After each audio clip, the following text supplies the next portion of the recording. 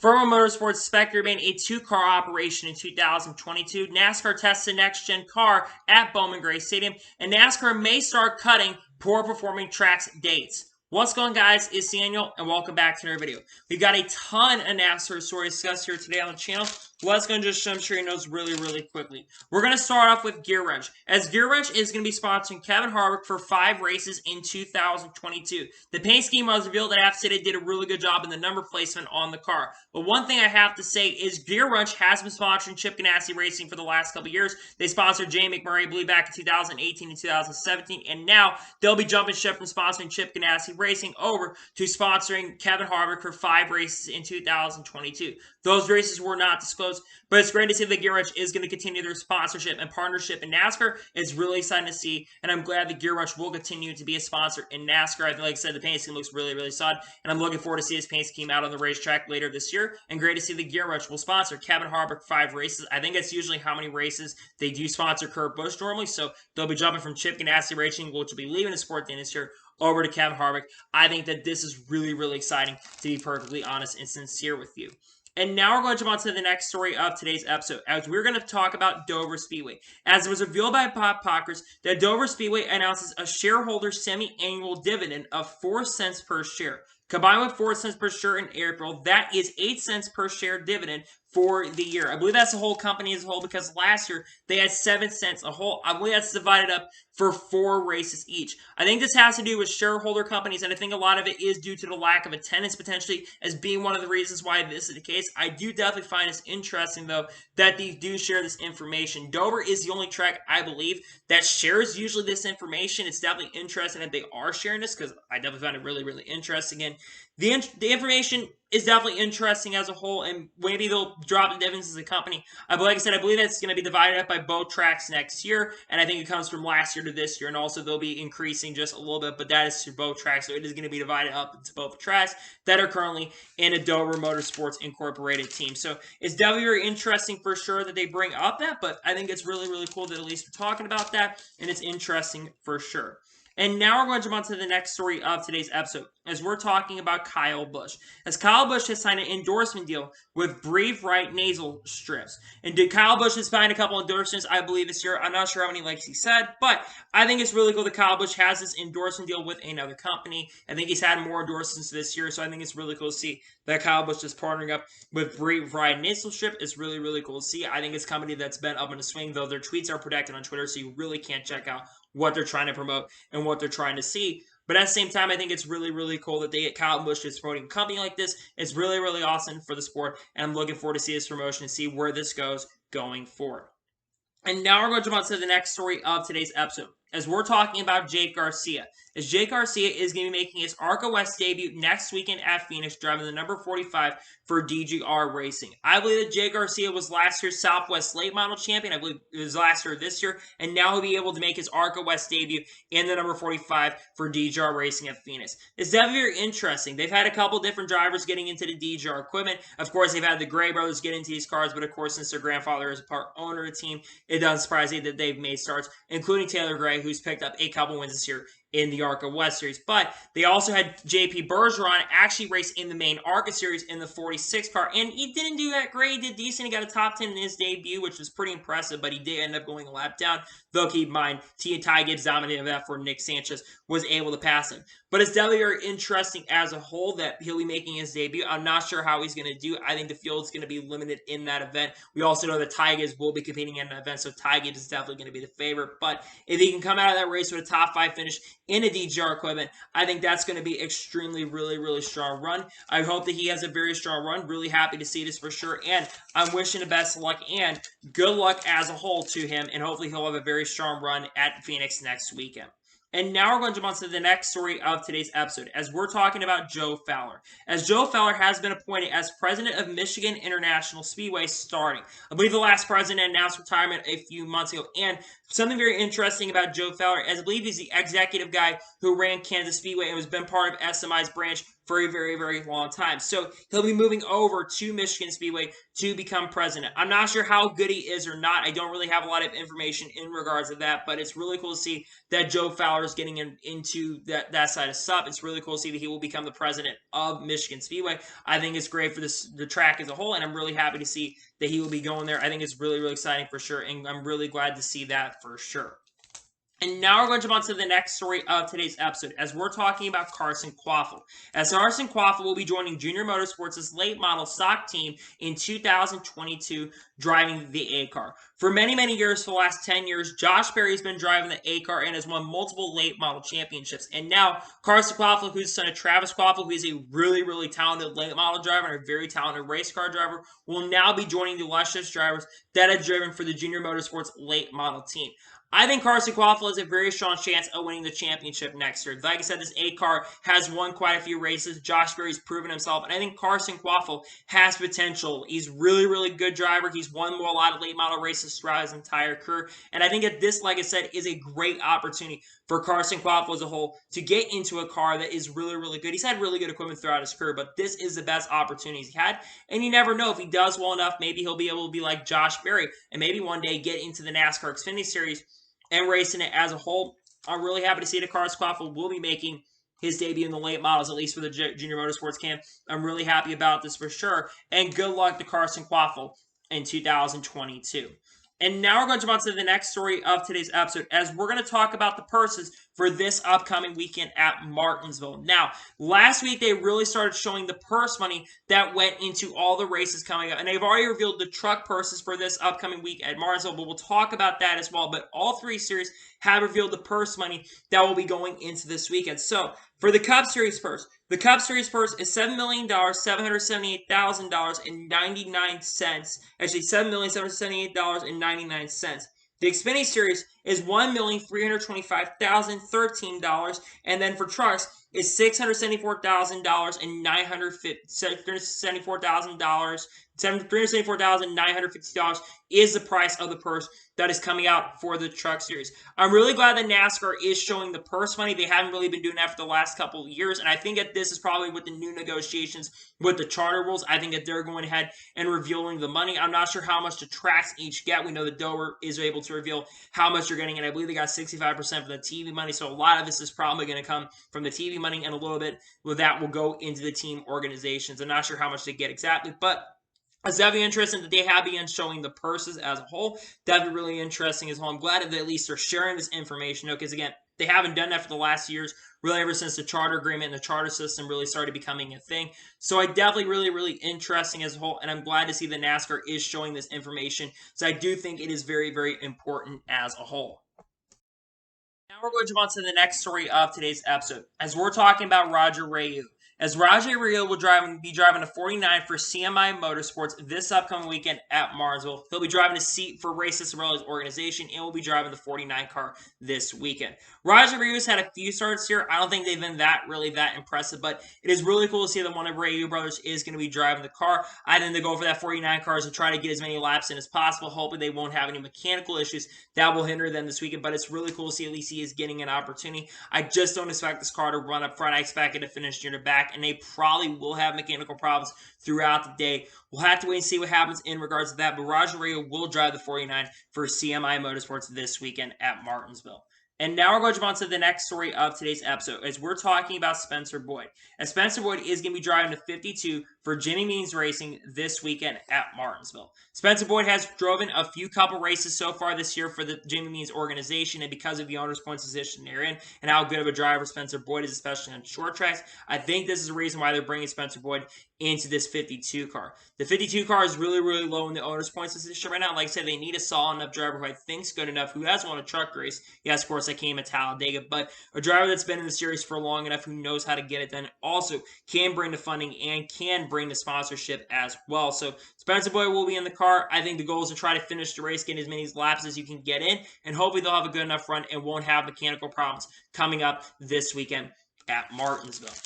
And now we're going to jump on to the next story of today's episode, as we're talking about Greg Gaulding. As Greg Gaulding is going to be driving a 74 for Mike Harmon Racing this upcoming weekend at Martinsville. It was really just announced a couple of hours ago that he would be driving the 74 car. Now, the reason they've gotten Greg Gaulding in the 74 car is because of the position they are in owner's points as well. Right now, the 74 car at this moment is currently last in the owner's point position in 40th. And the reason is because that 74 car has had 5 or 6 straight DNFs, and they only completed a few laps and finished in 39th this past weekend at Kansas with Greg Gaulding due to the engine being let go or a ballast situation where I believe the crew chief for the 23 team unfortunately ended up getting suspended. So he'll be driving the 74. Hopefully they can survive. If they can survive the 74 cars, I think how good Greg Gaulding, if he is a driver, I think Greg Gaulding can get a good run for this team. I think he'll have a good enough chance to do very well. We'll have to wait and see what happens, but he will drive the 74 car this weekend at the upcoming race at Martinsville. And now we're going to jump on to the next story of today's episode, as we're talking about Stephen Light.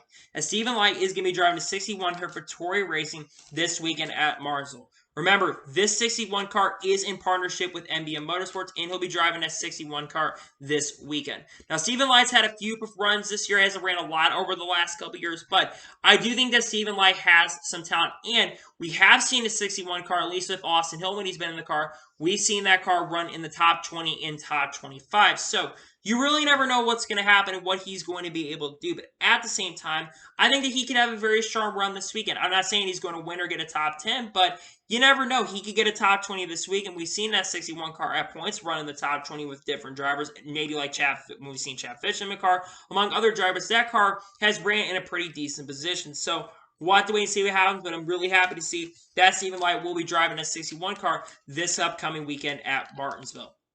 And now we're going to jump on to the next story of today's episode, as we're talking about Akinori Ogata.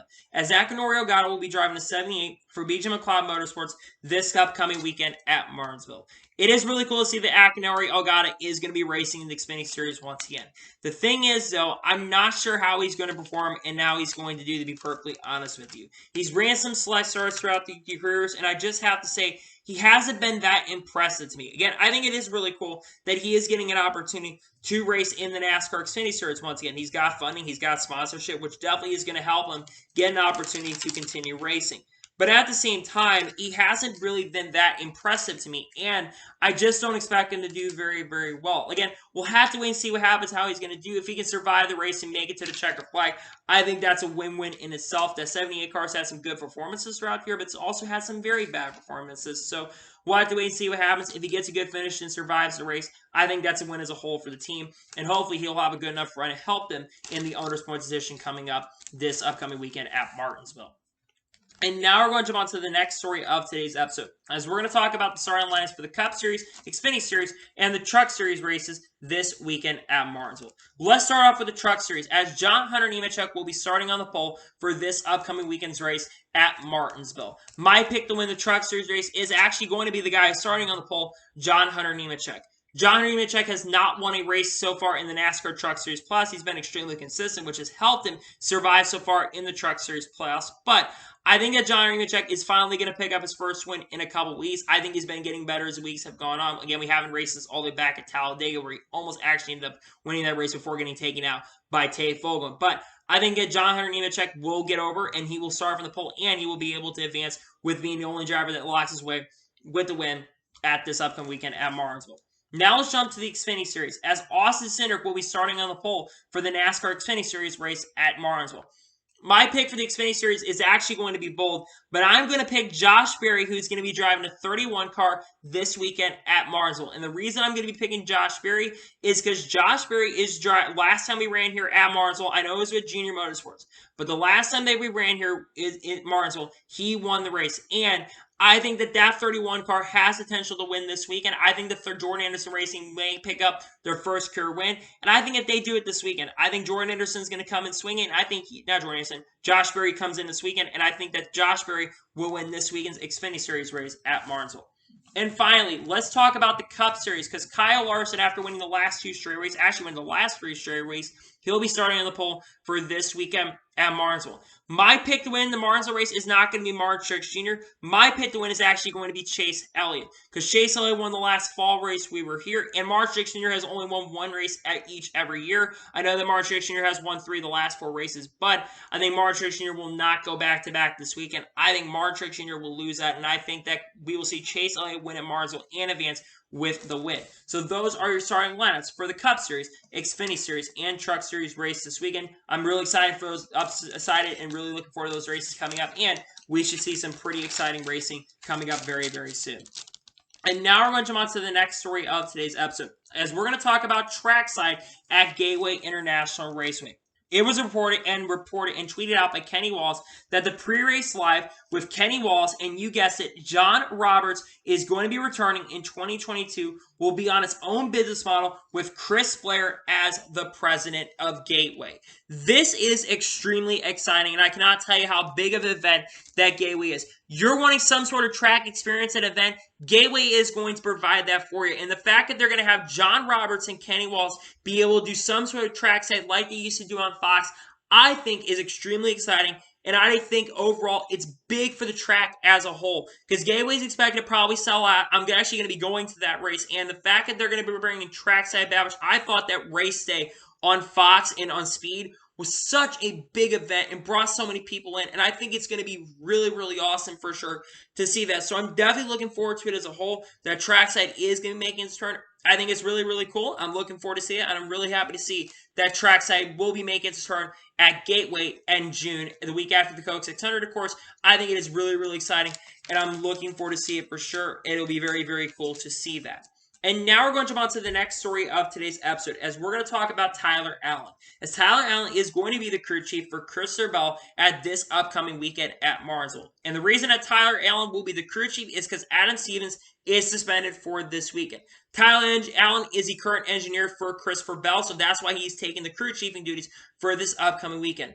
I'm not sure if Tyler Allen has ever had any crew chiefing experience. This actually might be the first time that Tyler Allen has had any sort of crew chiefing experience throughout his NASCAR career. So this is definitely going to be very intriguing. Now, they could build a relationship for coming up. And again, Christopher Bell is already out of the playoffs, so it really doesn't matter at this point. But I think it's going to be very important to try to get a relationship. Hopefully they both can do well enough, because, again, the Joe Gibbs cars at the 750 horsepower package races, they have been really, really good. So I hope he can do very, very well. I think it'll be really great to see at least Tyler Allen get an opportunity. I wish that Adam Stevens would not get suspended for lug nut problems, because, again, I think 2 missing lug nuts is really not the end of the world. There's something that does need to be changed going forward. I get that it could be a safety hazard, but at the same time, I just wish that there was a way we could change the rules in regards to that. But Tyler Allen being the crew chief for Christopher Bell is definitely going to be interesting, and he will crew chief for Christopher Bell this weekend at Martinsville. And now we're going to jump on to the next story of today's episode, as we're talking about Phil Sargent.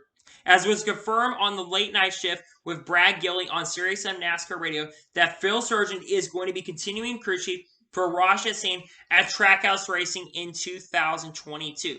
This does not surprise me. Phil Sargent has been the crew chief for Ross Chastain all of the 2021 season, and he will continue his crew chiefing duties with Ross Chastain. And I think a lot of it is because they have built a good relationship together and have been working together very, very well. So it doesn't surprise me that he's also going to be staying in the Trackhouse camp as a whole, considering that Chip Ganassi Racing is basically getting their stuff sold, at least on their Cup program side of things. They're getting their stuff sold over to Trackhouse Racing. Trackhouse Racing back in June around the National Weekend announced that they basically had bought an acquisition on Chip Ganassi Racing. So it's really cool to see that Phil Sargent is going to continue working. I think it's going to be great to see that they can have their relationship continue together. And I think it's going to benefit Ross Chastain going next year. Yes, it is going to be a new team, but they're also going to be working together next year. So I think it's really exciting to see that Phil Sargent will continue his crew chiefing duties with Ross Chastain. I think that Ross Chastain will be very surprising to watch next year. I think Ross Chastain could be a surprise steal to get into the NASCAR Cup Series Plus. I think it's really, really cool to see that, and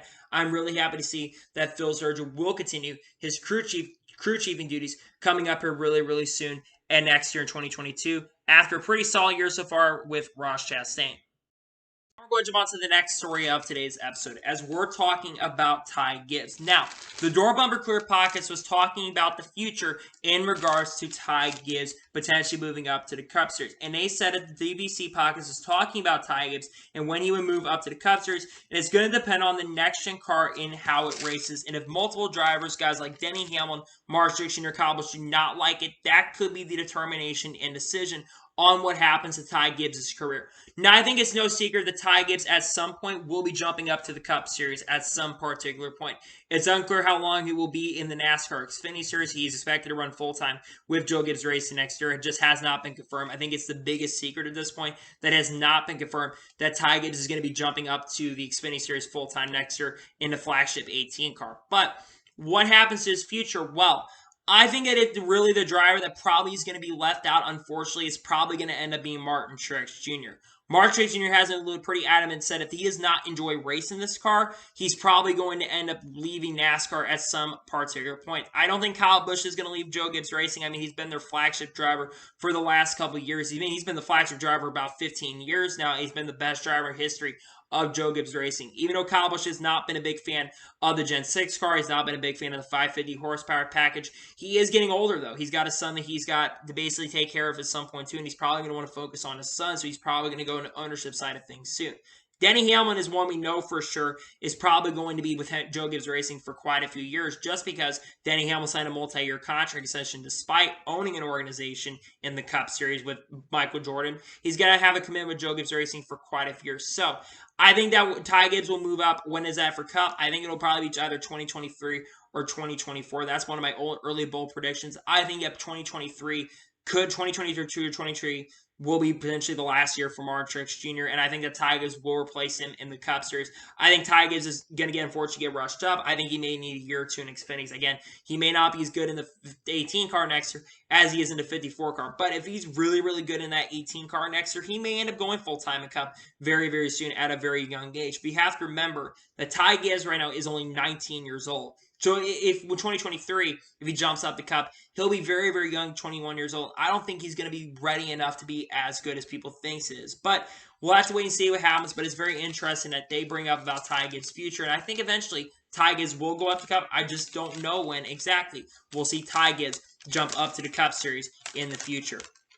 And now we're going to jump on to the next story of today's episode, as we're talking about Kyle Busch. As it was announced that Kyle Busch will be competing in Nitro Rallycross at Phoenix a week after the championship on November 13th and 14th. He'll be racing against competitors like Travis Pastrana, Tanner Faust, and Scott Speed, who are three of the best rallycross drivers and drivers race on off-road throughout their entire careers. He will be competing against those guys.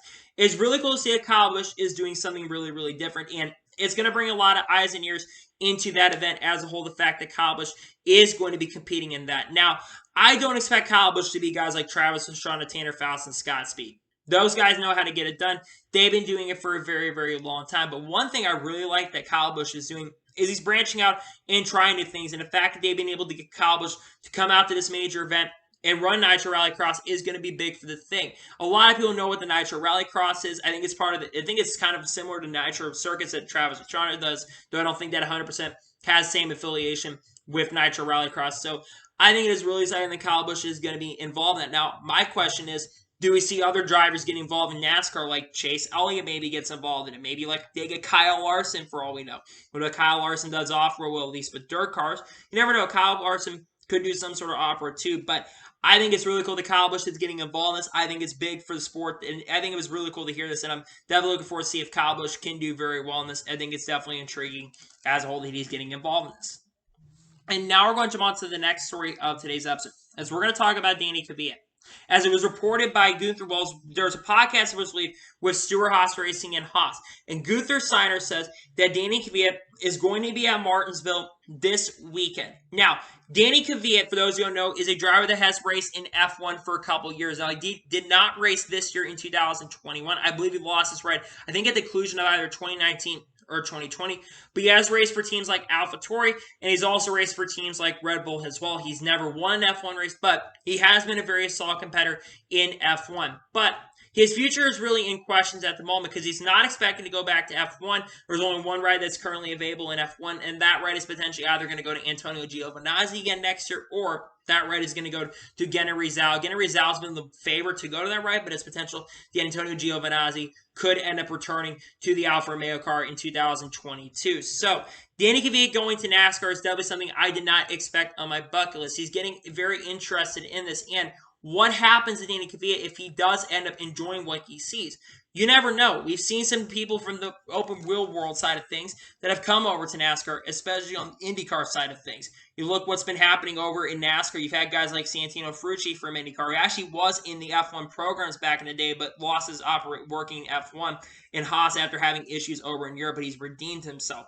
You've had drivers like Marco Andretti, who are rumored of potentially going to come over to NASCAR next year. You've had other drivers like Sage Karam who's come over, and other drivers that have been interested in the past, and even Daniel Ricciardo has brought up the potential opportunity of maybe coming over to NASCAR too for a team like Junior Motorsports. So I definitely think it's very intriguing as a whole, and you never know. He also could go over to IndyCar next year. IndyCar's had a huge resurgence for a lot of European drivers because there's not enough places to go. They're going over to IndyCar. Nico Hulkenberg was testing a McLaren recently. Stefan Vendor, who's been in IndyCar, who's been in Formula 1, has also been in Formula E as well, is expected to test a McLaren car. They don't know what track it's going to be, but he's expected to test a McLaren car at the same time as well. So I definitely think it's very, very interesting, and Daniel Kvyat's interested in maybe running in NASCAR again. His future is unknown. He could also be racing in Russia, racing in those kind of cars that are over there. So it's definitely really interesting to see what Daniel Kvyat is going to do next year. And if he enjoys it, you never know. We could see the Russian driver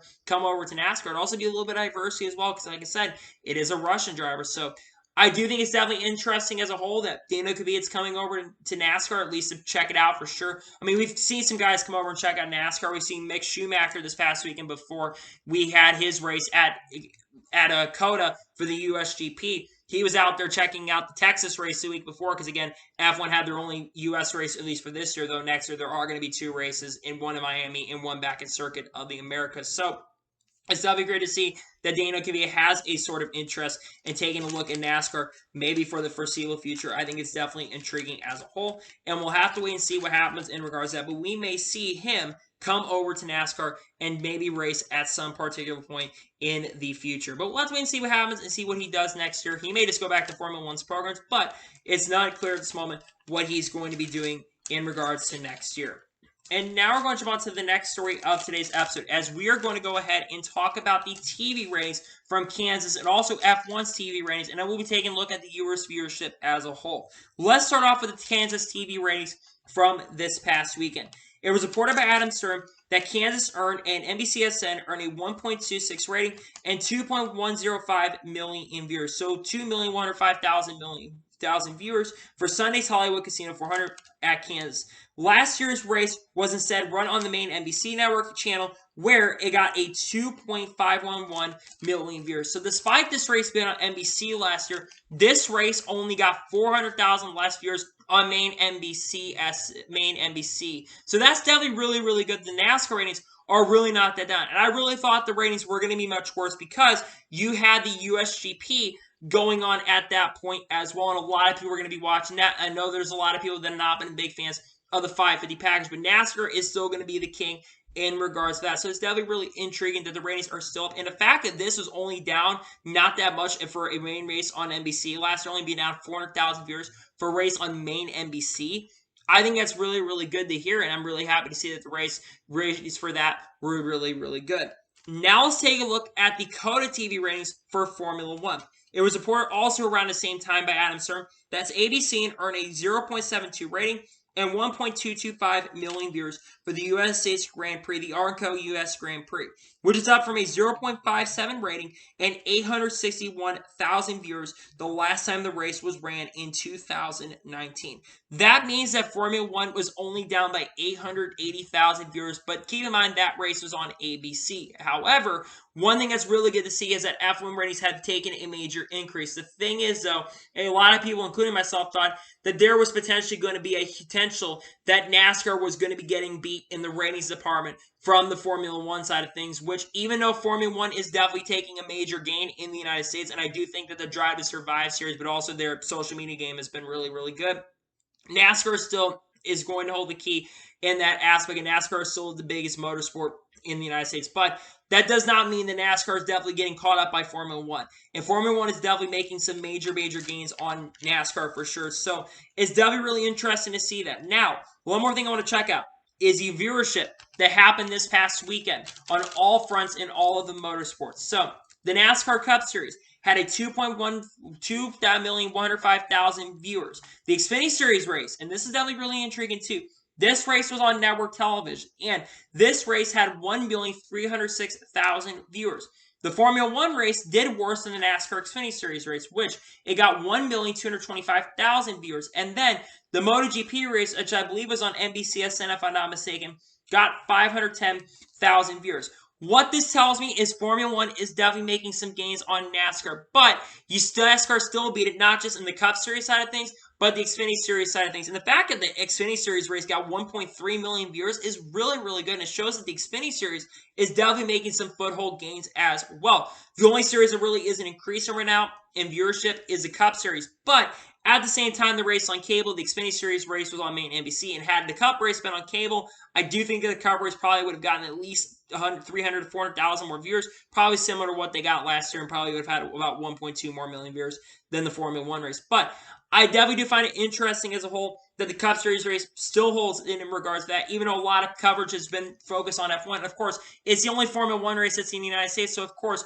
all reporters are going to go ahead and talk about that event. But at the same time, I'm really glad to see as a whole that we still get to see NASCAR at least is showing it that it's still the top motorsport. But in the next few years, NASCAR is going to have to find a way to be a little bit more marketable because F1 definitely is making big gains. And I think the Drive to Survive series, like I said, is really helping that as a whole. So it's really great to hear that for sure. And I'm glad to see that the ratings for this weekend were up, at least for a race on cable for NASCAR. That's pretty good, all things considered. I believe that would have been very similar to what they got at Texas. I remember last year at Texas Motor Speedway. That race did not really happen until Wednesday. So that's something definitely really interesting, though. And let's see what happens in regards. Maybe this upcoming week in Martinsville, which is going to be on main NBC. Maybe the ratings will be good, but we'll have to wait and see what happens in regards to that. And now we're going to jump on to the next story of today's episode, as we're talking about North Wilkesboro. Now, we talked about a report this past weekend, and we'll get more into that report in a big story that we'll talk about. But in that same report talking about the future of NASCAR scheduling, Ben Kenny said on whether NASCAR will return to North Wilkesboro if the chance arises. He says it's an interesting concept. We obviously have a ton of fans in the North Carolina, South Carolina area. As we look at future schedules and iterations, we'll certainly stay close to SMI, which is Speedway Motorsports Incorporated. I don't know if you've all been paying attention, but North Wilkesboro has been seeing a huge potential resurgence. We've seen a lot of people going out there to clean the track, and I think a lot of this really started happening around the time we had that big iRacing when the pandemic happened. And Dale Earnhardt Jr. did this big iRacing event. Dale Jr. got North Wilkesboro on iRacing, and I think really ever since then, we have seen a massive push for iRacing to come, well, not iRacing, for North Wilkesboro to come back on the NASCAR schedule. And I do think that North Wilkesboro has potential to return. I think especially since, I think for the first time in many years, we haven't had any racing in North Wilkesboro in the last 10 years. Or actually, the last 11 years, excuse me, because the last racing we had there, I believe, was 2011. And Chase Elliott, I believe, won the last event that really took place at North Wilkesboro. I think the thing that's going to be really tricky, though, is can they get that track back into really good shape? Because if they can get that track back in really good shape, I think that will help the future of the track. Again, remember, North Carolina government is giving $10 million to North Wilkesboro. Marcus Lemonis, the CEO of Camp World, is also giving some money to the track as well, $1 million. And there's potential more if they can get a bill passed, even though I think that bill, unfortunately, kind of faltered. That definitely is really good, though, to hear that at least that they're thinking about North Wilkesboro. I think everyone knows. I mean, Marcus Smith basically said, we're still thinking about North Wilkesboro. We're not leaving the area. We want to do something in that area. And that's really when it sparked back in April the talk of North Wilkesboro potentially coming back. And I think it does also help the mentality of more short tracks and road courses. I think you look at polls and ratings. Everybody wants more short tracks and more road courses and not as many intermediate tracks. And I think a lot of it is a forward performing of those tracks as well. So I definitely think it's really good to hear that NASCAR still has some intrigue and still wants to potentially go back to North Wilkesboro. Remember, National Fairgrounds also being talked about potentially getting races there as well, though there's been a lot of pushback against that. But unlike National Fairgrounds, the people in North Wilkesboro are willing to give it a second chance. We're seeing a new light in that area, and I think it's really, really exciting to see for sure that NASCAR is still looking at North Wilkesboro. And I think in the next 10 years, again, when do I think we'll see racing in North Wilkesboro again? I think the soonest it will probably see some sort of racing in the North Wilkesboro area is probably not going to be, at least for a few years. I think the earliest will either be 2025 or 2026. I know I'm pushing that far back, but it's going to take a few years to get a lot of finances in that. But you never know. It could be as early as 2024, but I think the earliest potentially will be 2025. But we'll have to wait and see what happens in regards to that, and we will be keeping up tabs on this North Wilkesboro story. We have been talking about it over this year. They've been making a lot of moves over there, and they've been cleaning up the track as well. So really cool to see the NASCAR is still thinking about North Wilkesboro. I think that is something that is extremely exciting as a whole, and I'm really happy about that for sure, that they're still looking at the North Wilkesboro area. And now we're going to go ahead and jump onto the other big story of today's episode, as we're going to talk about Andretti and F1. Now, I think a lot of you have not been paying it. If you're not into the F1 world, there has been a big story that has been arising for a while, talking about Andretti potentially buying up the Sauber camp and taking that camp and signing 80% into the company and basically buying into the team and taking 80% ownership by buying a bank. Well, as time has gone on, it looks like that is not going to be the case. As reported by Adam Stern, that Michael Andretti's bid to buy Alfa Romeo Racing has stalled after the sides failed to come to terms, and apparently, as of now, the deal has completely fallen through. Like I said, if you've been paying attention, there has been a big rumor and a big story talking about a potential Michael Andretti potentially buying into the Alfa Romeo organization and buying up 80% of the team while they keep 20%. And the rumor also was that Colton Herta was potentially going to go over to that team as well and drive their second car, though I think it would have been a major, major mistake. But red flags really started arising during the week when they did not make an announcement that they were doing this, and Colton Herta apparently was supposed to test a car during FP3, I think the third, first, or second practice of the day, but unfortunately they did not have a car ready for him. And then unfortunately, one of the big reasons potentially that this is the case is because of the fact that apparently Michael Andretti did not have enough money to purchase the bank. He apparently does have enough money to purchase an F1 team, but not that much to purchase the bank to get into the team. So there's a lot of factors that do come into that situation. Now, I think that it unfortunately is really unfortunate to see that Michael Andretti is not going to be joining Formula One. It is good for IndyCar because at least Colton Herta, who I think is a superstar in the making, who's my age, who I think is a very, very talented driver. The kid can literally drive. He's really, really good and one of the best upcoming stars in IndyCar, who won the last 2 straight races in IndyCar. So at least if there's a positive in all this, at least they're going to continue being IndyCar next year, and Colton Herta is going to continue being IndyCar.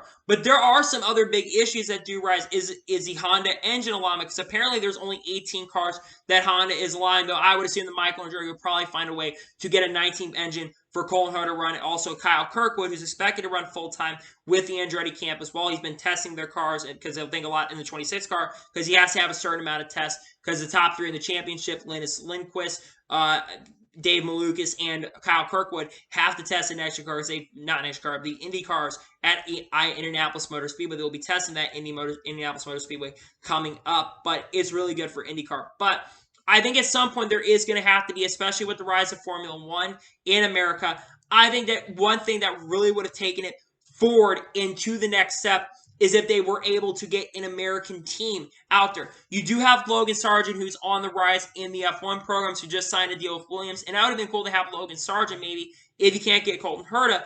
Since Logan Sargent is part of Williams' camp now, you could have gotten a driver like Logan Sargent to be able to test out these cars and maybe run with their organization. But I think if you were going to have this move, Colton Herta, I think, was the most ready to go. He had apparently enough super license points because, again, I think they took away qualifications from last year just because of the pandemic. They took away some of the qualifications from that, and then went back to the 2019 standards and the 2019 numbers. So it definitely is unfortunate the Andretti deal fell through. I remember a couple years ago that there had been rumors that Andretti was potentially going to buy up the Petty organization and join NASCAR. Maybe in the future they still can get into NASCAR, but at least I'm glad that Colton Herta is going to remain IndyCar. He's got a really good personality, and he's got a good head and shoulders, and he's a really good driver, but it does suck as a whole that Colton Herta is not going to be joining Formula One. I think it would have been great for Formula One to have an American driver to root for, and it would have taken Formula One in that aspect to the next step. But we'll have to wait and see what happens if things eventually maybe turn around, and maybe one day we'll see Andretti in Formula One, especially since Andretti, the last guy to win a world championship, that was American hopefully in the future, maybe they'll think about it and maybe do something in the future, but I'm not entirely sure, to be honest with you. We're going to jump on to the next major story of today's episode, as we're talking about Dale Earnhardt Jr. As Dale Earnhardt Jr. is going to be running the NASCAR Xfinity Series race in the spring in 2022 on April 8th on Friday night in the NASCAR Xfinity Series, driving the number 88 with Unilever as the sponsor and Hellmann's once again.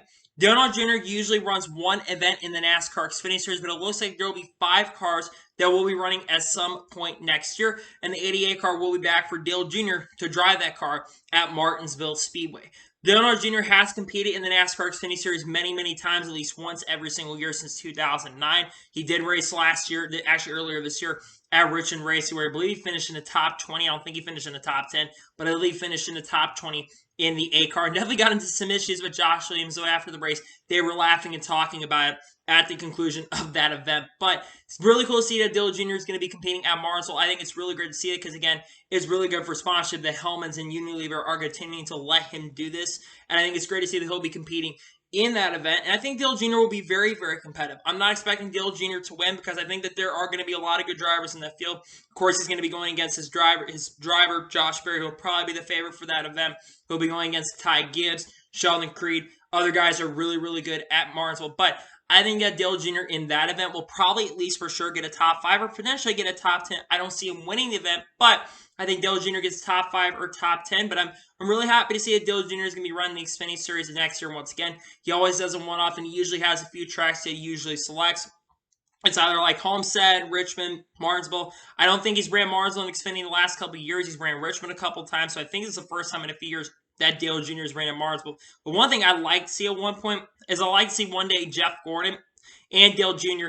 both run against each other at Martinsville at some point in the Truck Series. I think that'd be really cool. I know there have been rumors circulating about that a few years ago, maybe them doing that, but you never know. That could happen, but I am generally extremely excited about this. I think Dale Jr. will be very competitive. He still has that competitive edge even in his 40s. I mean, he just tested the next-gen car, which we'll talk about that here in just a second.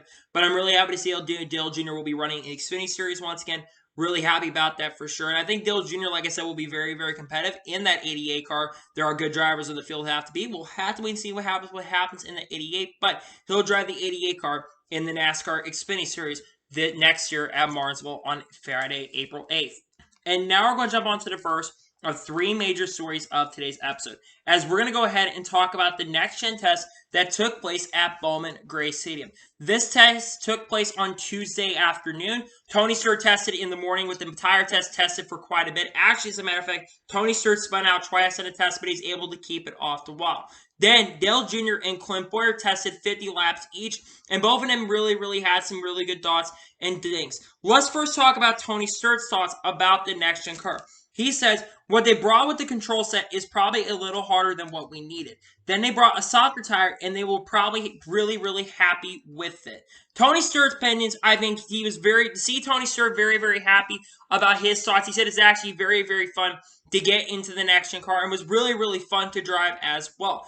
The fact that Tony Stewart has positive thoughts and not really a lot of negative thoughts in this car, though he did say that it was comparing to apples and oranges with the Gen 6 car compared to the Gen 7 car. But Tony Stewart, like I said, has driven in multiple iterations of cars. He's driven in the Gen 4 car, a Gen 5 car, the Gen 6 car, and now has been able to get his hands on the Gen 7 car. And I think it's really great to see that Tony Stewart has at least some really good positive thoughts on the next-gen car. And the reason, like I said, they're having this test is for the Bowman Gray Stadium race, which we're probably going to see is very similar. And Tony Stewart said the harder tire definitely helped, and he really liked what he saw out there. Now, Dale Jr. had actually some really interesting comments in regards as well to the next-gen test. He says, the car does everything better than anything I've ever drove in NASCAR. It just does everything better.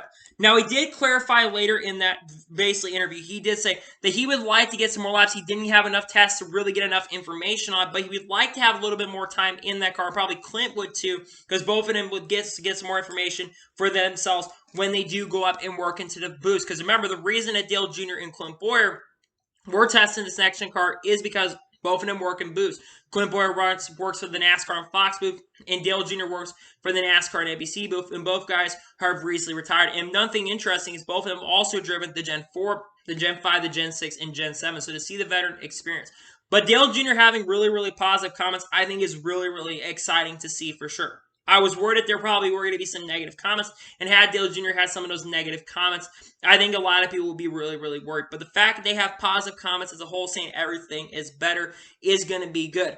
The biggest question, though, is how is this car going to race? Again, we have not seen this car race. We're probably going to get a really good indicator because, again, we know on the road courses the car drives really, really well, and a lot of drivers like it on the road courses. But we haven't seen multiple cars, at least 10 cars on an intermediate track, or 15 or 20 cars on an intermediate track. So there is a next gen test coming up for that in late November at the end of the... Actually, that's coming up, I think, this upcoming month, as a matter of fact, in November, and we'll probably see some drivers after the season concludes. That'll happen in November. We'll be seeing an intermediate track test really, really soon. But one thing that does make me happy is the fact that Tony Stewart and Dale Jr. especially, two guys that are not afraid to share their opinions. We've seen it in the past, especially Tony Stewart, who is not afraid to open his mouth and speak his opinion.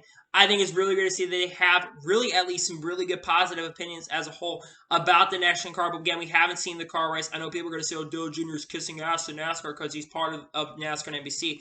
But Dale Jr. is not afraid to speak his opinion and his mind. And I think it's really cool to see that at least they had some interesting opinions about the next-gen car. We didn't learn too much about it, but the fact that they at least were positive about it shows that they think there are good things to look forward to. The short track racing probably be really, really good.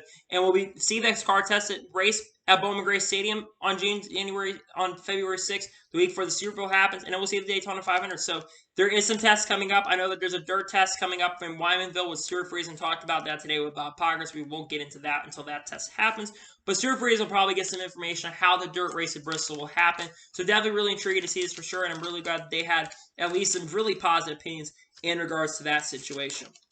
And now we're going to jump on to the next major story of today's episode, as we're going to talk about poor performing tracks. Now, we talked about this on the channel that NASCAR has a landmark in a position of a potential schedule that they're looking at for the future in the next years and what they're looking at for the future. And it was reported by Adam Stern that NASCAR has hinted that it's going to strip more poor performing tracks, other races in the coming years, and is preparing to invest heavily in new ideas like a street race. Now, there also was an article that was released by Dustin Law talking about the situation, and Denny Hamlin has some interesting choice words in regards to that. He says, I had a conversation with Steve Phelps on Wednesday. I certainly think he saw Texas last week and was like, that's absolutely unacceptable. Whether we've got to work with the SEM or audit them, whatever it might be, we've got to fix the promotion side of things. Then Brad Keselowski talked about how expensive it is to have a merchandise hauler out at the tracks. He says, I'm not going to pay 40 grand today or sign autographs for you to collect the ticket money. That makes absolutely no sense. Apparently, it used to cost $20,000 to get your merchandise hauler out there. Now it costs $40,000. Now I understand why we don't see a lot of merchandise haulers out there, why you usually see one team. Because it costs a lot of money for the merchandise haulers, and it comes into the ticket sales. I think that the reason that this is being brought up, though, is because you look at Formula 1 this past weekend at Circuit of the Americas. Circuit of the Americas this weekend, on all 3 days combined, had 380,000 people, which is the most they've ever had in Formula 1 history. The most for sure is Circuit of the Americas, and the most people that have shown up to a Formula 1 event in history. But Texas Motor Speedway had 25,000 to 30,000 fans. Now, NASCAR has said that they have been potentially looking at cutting tracks with poor performance. And I believe that NASCAR very, very soon, I think they announced that probably starting next year, they're going to be going into a position where they are going to start enacting a clause that if you do not have 70% attendance for your events, they're probably just going to go ahead and cut your races. And I look at a lot of tracks, and this is a big thing about attendance. I think the biggest thing they're looking at is attendance. Like I said, there have been quite a few tracks that have had problems with attendance. Not tracks like Nashville or Road America. Those tracks very sold out, and those tracks will be around for a long time and probably will be able to bring attendance. So Nashville had its own traffic problems. Those tracks are not what I'm talking about. But I'm talking about tracks like Richmond, which Richmond did not have that good of attendance from what I've heard. Atlanta Motor Speedway had 2 dates, and they had one of their dates, had nobody show up to that. More people showed up, I think, to the Spring Race, and I think more people showed up to the Xfinity Series race the day before than that showed up to the Cup Series. And I think NASCAR is making the right decision to cut tracks that are not going to put the work into it, and they're not going to put the merchant work inside of things. And that's another thing about the trackside experience as well. The trackside experience at the track has been something that has been lacking, and I think COVID really has accelerated that. Yes, I think COVID is a big excuse for that. I think this year and last year and somewhat of this year, but we need to start seeing more promotion and more track access out there, and these tracks need to stop charging the ass of these merchandise haulers because you don't see anybody go out to the midway anymore. Why do you think? Why do you think? Do you think these drivers really want to spend $40,000 to put their own merch haulers out there and do these big social events out there? Of course not. They don't want to spend that kind of money. It seems like chip skating all this stuff, but they don't want to spend that kind of money. So they have got to put a promotion out there. I like what they did earlier this year with Daniel Suarez and Trackhouse Racing, where they were able to basically bring out the car and do burnouts. We saw this in F1 with Max Verstappen in Dallas the week before they had COTA, which was the same week, and we had the Cup Series race in Texas. And I believe more people showed up for that Dallas event than showed up at Texas Motor Speedway. And I also think that Texas Motor Speedway has gotten a pretty bad reputation over the years. And I think this is going to start with ISC tracks. I think that NASCAR eventually wants to take full control. And I think NASCAR wants to make major changes. Now, the other side of things is that they will probably cut some tracks. What tracks do I think need to be cut? I want to say this. I think that at some point the schedule does need to be shortened. But I think that tracks like Atlanta and technically Texas Motor Speedway, though they have the All-Star race, but tracks like Texas don't deserve 2 days. I know that the All-Star race counts on that, but I think the Texas only deserves 1 regular day. I think that clause needs to end after next year. Dover Motor Speedway. I think Dover has pretty good attendance from what I hear, but I don't think Dover deserves 2 days. Well, they actually only have 1 day. What am I talking about? But Pocono. Well, Pocono's only got 1 day next year. But Richmond needs to cut 1 of their dates. In my opinion, if you want to get new tracks and start selling your potential new group of new tracks on the NASCAR Cup Series schedule, cut the tracks that are not giving you attendance. And that is Texas Motor Speedway. And there's a lot of tracks that the only tracks, in my opinion, that deserve 2 days: Talladega, Daytona, Charlotte because of the Charlotte Roval, Bristol because of the Bristol Dirt Race. If they didn't have the Bristol Dirt Race, they probably cut back to 1. Martinsville, because Martinsville gets good attendance regardless. And then maybe 1 or 2 tracks maybe get their dates. But I think other than that, those tracks do not deserve 2 days. Actually, Darlington deserves 2 days as well, because Darlington brings in pretty good attendance for both events as well. But NASCAR's on-track experience got to be better. And talking about the new ideas that NASCAR is looking at as well, bringing on a street race. I think a street race is great for the sport and will be major engaging. We're talking about going out to the Chicago area, and Chicago potentially having a street race. Also, New York has been looked at as a whole in the Meadowlands. They're talking about that. And I think that there will be a street course race in 2023. I don't think they had enough time to get a street course race for 2022, but I do think a street course race will happen by 2023. It gets exposure out there. You'll get great attendance for that. I mean, just look at Formula One with the Miami Grand Prix. They're already selling out grandstand tickets for that, and there already are still tickets that are available, and they already have 80,000 people that have already purchased tickets, and we're only in October. Could you imagine how many tickets they may be able to sell for all the grandstands around that track? That's going to be what's extremely exciting for that. But to me, they got to get the on-track experience better. They got to get the track experience better. I think it's been lacking. I think COVID has accelerated that. I think more practice and more qualifying times need to happen. I think the practice should not be as short as they're talking about doing it. And the access has to be better for the drivers because there's been a lack of that. I understand, like I said, that COVID is still a thing, but it's getting better. Things are definitely getting better in this country for sure in some aspects. So things have to change going forward. But we'll have to wait and see what happens going forward. But for me, I want to change it on the tracks. And they need to start, and again, they need to start performing better. And they need to start showing that they care. And these tracks need to do better. Or NASCAR needs to start cutting back on 10 states. And I think you have to get one more new tracks on the schedule. Tracks that have been wanting dates. You got to cut those tracks. Plain and simple. That's what I think they need to do. And now we're going to jump on to the final major story of today's episode, as we're talking about Front Row Motorsports. Now, Drew Blickenserver, I believe, is the general manager for Front Row Motorsports at this current moment. He actually was on Sirius M NASCAR radio on the late shift with Brad Gilley, and he talked about the future and what is the future of Front Row Motorsports going into next year, giving an update on that. Well, Drew Blickenserver said that Front Row Motorsports is expected to remain a 2-car operation in 2022 in the NASCAR Cup Series, and they will remain Ford Camp in 2022. I'm really happy to see that they are going to remain a 2-car operation. There's been a lot of speculation really up until the last couple weeks that Front Row Motorsports was going to sell their charter to 2311 Racing and they were going to come back to 1 car, maybe switch manufacturers. But things have changed over the last couple months, the last month or so. They lost the charter, but they got to keep their charter. And now it looks like they will remain a 2-car operation next year, which is really, really exciting. But There's also talk about them potentially expanding to the NASCAR Xfinity Series side of things as a whole.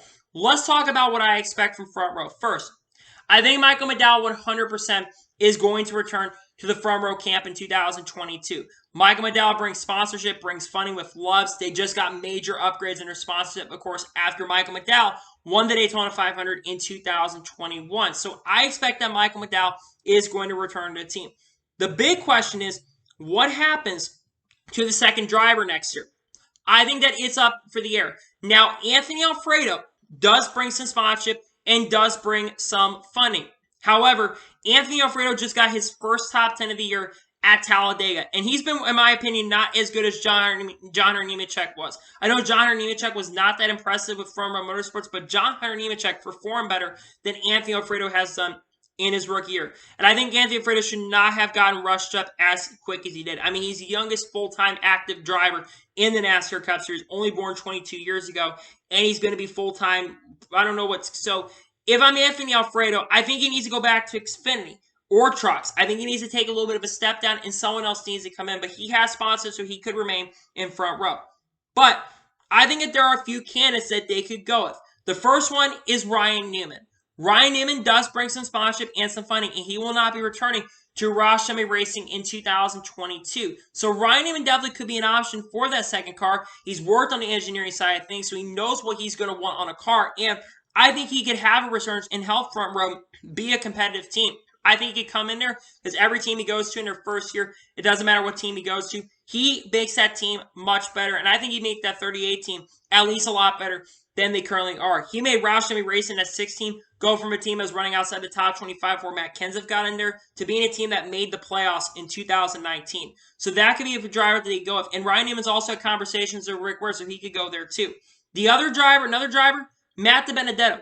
Matt DiBenedetto, it's unclear what his plans are for next year. Now, one thing that Ryan Newman has an advantage from compared to Matt DiBenedetto, Ryan Newman has funding. Matty D does not have any sponsorship or funding. We know that Matty D will not be returning to Wood Brothers in 2022, as Harrison Burg will be taking that ride at the conclusion of this season. He will be leaving the team to find somewhere else to go.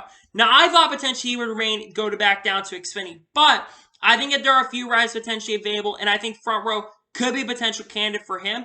That wouldn't be a terrible choice. Front Row definitely has taken some upgrades, so Matty D could definitely be a good option, and I think he has a little bit of a bigger ceiling than Ryan Newman, but the biggest thing for him is he's going to have to get some sort of funding to even have an opportunity to be able to get into there. There's other drivers that potentially they could get. A guy like Riley Herbst. Riley Herbst, he brings funding and brings sponsorship. The problem is, I don't think he's ready for Cup, so he could potentially be a driver that they do end up choosing if he does bring the funding, which I think he'd be the worst decision of these three. I think Riley Herbst will struggle. I do think he's improved in the Xfinity Series, do not get me wrong, but I don't think he's anywhere close to being ready for the NASCAR Cup Series. He's absolutely sucked this year in Xfinity. He barely made the playoffs, and it was because Michael Annett probably actually got injured, though I do think he ended up actually he's in the top 10 in the regular points, which is actually really good to see. But at the same time, I don't think he's ready. So my big question is, who goes to the second ride? I think it's going to come down to three drivers. I think it'll either be Anthony Alfredo, I think it'll either be Ryan Newman, or Matt DiBenedetto. So we'll have to wait and see what happens in regards to that, who does eventually end up getting into that ride. But I definitely really something we'll have to keep an eye on, the fact that they're probably going to remain a two-car operation, and they're going to go into Ford. Now, if Anthony Alfredo leaves the ride and Ryan Newman or Matty D go, I think that this is what could happen.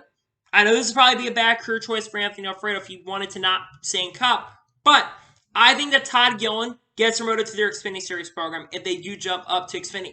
I think regardless, Todd Gillen will remain in the Front Row camp since his dad has a good relationship with them with their DGR program in the Truck Series. I would think that he would jump up to Xfinity next year if they were to say go up to Xfinity, take that 38 car. The 38 number is available. They could choose that and take it there. Then I think Anthony Alfredo jumps all the way down to Trucks and has to work his way back up to the Cup Series. I think that would not be a terrible career choice, so I think for some people, they probably would not want that career choice for Anthony Alfredo. So we'll have to wait and see what happens, who gets that right, but we'll probably know really, really soon. Front Row usually doesn't announce their plans until later in the year. We'll probably will not know until probably the end of next month. That's probably how long we're going to be waiting, because Front Row usually waits until the last second to release their driver lineups. So we'll have to wait and see what happens, but that's definitely a good update to hear, and we'll probably have two cars from Front Row in 2022.